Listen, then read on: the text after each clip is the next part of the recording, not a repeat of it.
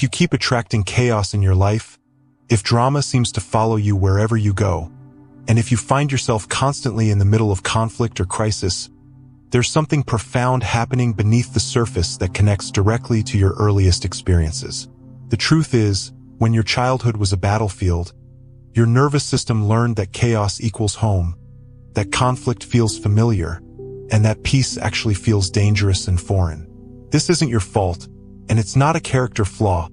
It's your body's intelligent response to surviving in an environment where unpredictability was the only constant, where you had to stay hypervigilant just to navigate another day. Your childhood nervous system was designed to adapt to whatever environment you found yourself in, and if that environment was filled with shouting, tension, emotional volatility, or unpredictability, your developing brain wired itself to expect and even seek out similar patterns in adulthood. This is what Gabor Maté's work reveals to us, that trauma isn't just about what happened to you, but about what didn't happen for you in terms of safety, security, and regulated emotional experiences. When children grow up in chaotic environments, they don't just experience trauma, they adapt to trauma, and their entire sense of normal becomes calibrated to high levels of stress and unpredictability. Think about it this way: imagine a plant that grows up in constantly windy conditions. That plant will develop stronger, more flexible stems and deeper roots just to survive the constant movement. But if you suddenly place that same plant in a completely still environment, it might actually struggle because its entire structure was designed for turbulence.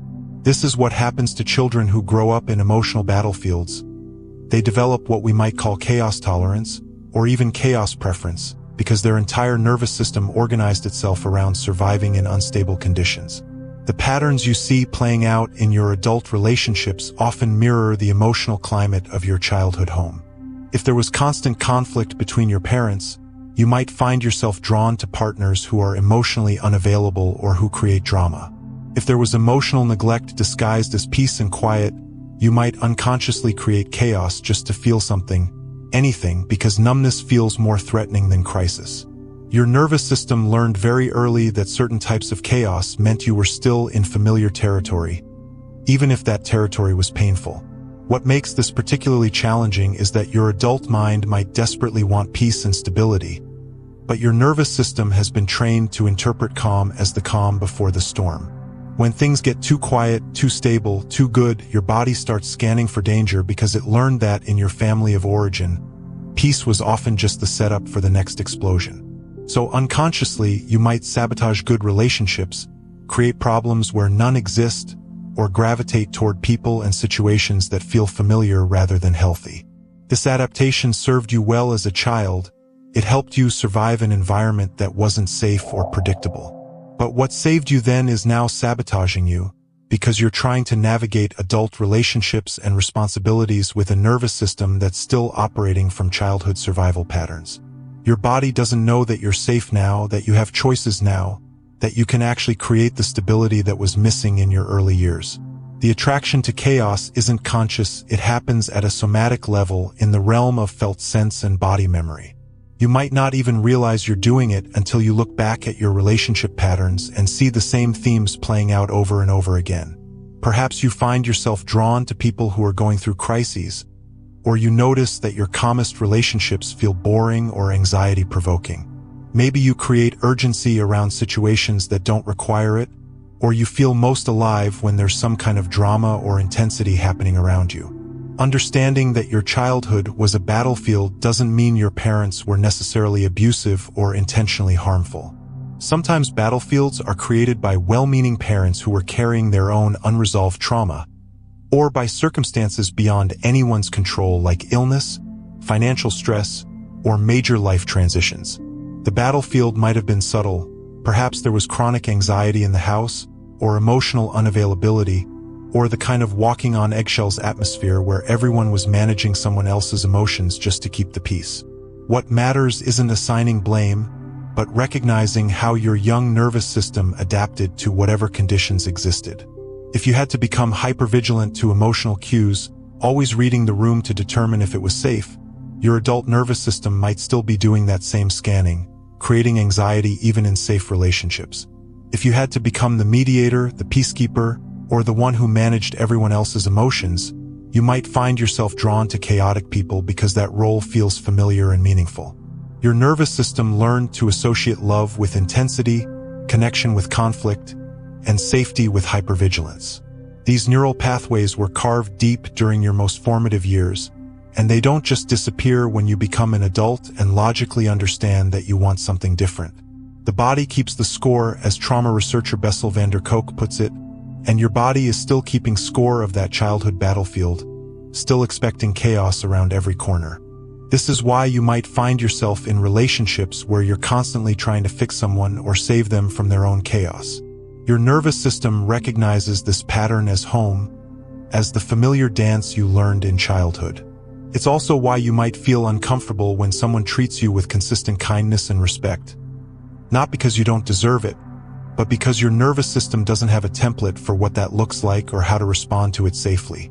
The good news is that what was learned can be unlearned, and what was wired can be rewired.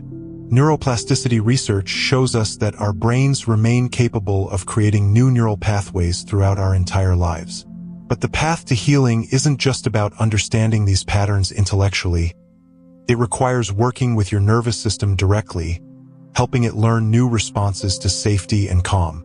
Have you ever noticed that when everything in your life is going well, you start waiting for the other shoe to drop? Do you find yourself more comfortable giving help than receiving it? Or drawn to people who need fixing rather than those who are emotionally stable? These aren't random preferences. They're your nervous system's way of trying to recreate the familiar patterns it learned in childhood. And here's something I want you to know: if you've made it this far in the video, if these words are resonating with something deep inside you, thank you for being here. Thank you for having the courage to look at these patterns, because recognition is always the first step toward transformation. The process of healing from childhood chaos involves gradually expanding your window of tolerance for peace, stability, and genuine connection. This means learning to recognize when your nervous system is trying to create familiar chaos, and developing the skills to stay present with calm moments instead of unconsciously sabotaging them. It's about teaching your body that safety doesn't have to be boring, that love doesn't have to be complicated, and that you can feel alive and engaged without crisis or drama. One of the most challenging aspects of this healing journey is learning to tolerate the discomfort of unfamiliar goodness. When someone treats you with consistent respect and kindness, your nervous system might initially interpret this as suspicious or boring because it doesn't match your early template for connection. Learning to stay present with positive experiences, to really let them in rather than deflecting or minimizing them, becomes an essential part of rewiring your system for healthier relationships. Your body learned very early that chaos meant you were needed, that crisis meant you had a role to play, that intensity meant connection. But true intimacy actually happens in the quiet moments, in the consistency of everyday kindness, in the safety of knowing someone will be there for you without you having to earn it through managing their emotions or solving their problems. Learning to recognize and appreciate these subtler forms of connection is part of expanding beyond your childhood programming. This doesn't mean you need to become someone who avoids all intensity or excitement. It means developing the ability to choose intensity consciously rather than being unconsciously driven toward chaos.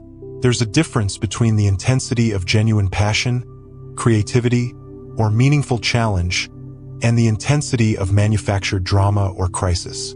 One feels expansive and energizing, while the other feels depleting and familiar in that old, painful way. Sometimes people worry that if they heal from their attraction to chaos, they'll become boring or lose their edge. But what actually happens is that you become more truly yourself, more able to engage with life from choice rather than compulsion. You maintain your capacity for depth and intensity, but you're no longer held hostage by your nervous system's need to recreate familiar patterns of chaos and crisis. The healing process often involves grieving the childhood you didn't have, the safety that was missing, the peace that felt impossible. But it also involves celebrating your incredible resilience, recognizing that every survival strategy you developed made sense given what you were dealing with, and honoring the part of you that kept you going through those battlefield years. As you begin to recognize these patterns in your own life, please be gentle with yourself. Change doesn't happen overnight, and your nervous system has been running these programs for decades. The goal isn't to judge yourself for attracting chaos, but to understand why your system learned to do this and to slowly, patiently introduce it to new possibilities. If understanding your own patterns deserves a like on this video, I'd say recognizing how your childhood battlefield still influences your adult relationships definitely earns one too. It's like your nervous system has been playing the same song on repeat since you were young, and now you're finally starting to hear the melody clearly enough to maybe compose something new. One of the most profound shifts happens when you begin to distinguish between your authentic desires and your trauma responses. Your authentic self might genuinely enjoy some intensity and challenge in life, but trauma responses drive you toward chaos whether you actually want it or not. Learning to pause and ask yourself, am I choosing this person or situation because it genuinely aligns with my values and desires, or because it feels familiar, becomes a crucial skill in breaking these patterns. The relationships that will truly heal you are the ones that feel almost boring at first. The people who show up consistently, who don't need you to manage their emotions, who offer steady presence rather than dramatic intensity. Your nervous system might initially resist these connections because they don't trigger your familiar activation patterns, but learning to tolerate and eventually appreciate this kind of stability is where real transformation happens. Recovery from childhood chaos isn't just about avoiding chaotic people or situations. It's about developing a secure relationship with yourself, learning to regulate your own nervous system, and creating internal safety so you're not dependent on external chaos to feel alive or connected. This means learning to sit with your own emotions without immediately needing to act on them, to tolerate uncertainty without creating crisis, and to find meaning and purpose that doesn't depend on being needed by someone in crisis. Your nervous system is always listening, always learning, always adapting. The same neuroplasticity that allowed it to adapt to chaos in childhood can now help it adapt to safety and stability in adulthood. But this process requires patience, self-compassion, and often the support of others who understand trauma and nervous system healing. As we near the end of our time together today, I want to leave you with this reflection. Your childhood battlefield created certain patterns, but it doesn't have to define your future. Every moment you choose awareness over automaticity, every time you pause to notice your patterns rather than just acting them out, every instance where you choose connection over chaos, you're literally rewiring your brain for a different kind of life. The child who survived that battlefield was incredibly resourceful and adaptive, and those same qualities that helped you survive can now help you thrive. The journey from chaos to calm isn't about perfection. It's about gradually expanding your capacity to tolerate goodness, to recognize safety when it appears, and to build relationships based on genuine compatibility rather than familiar dysfunction. You deserve connections that feel peaceful, love that doesn't require crisis to prove itself, and a life where your nervous system can finally rest in the knowledge that the war is over. If this exploration has resonated with something in your experience, if you've recognized patterns that you're ready to understand and perhaps begin to shift, I'd love for you to hit that like button. It helps this content reach others who might need to hear these words.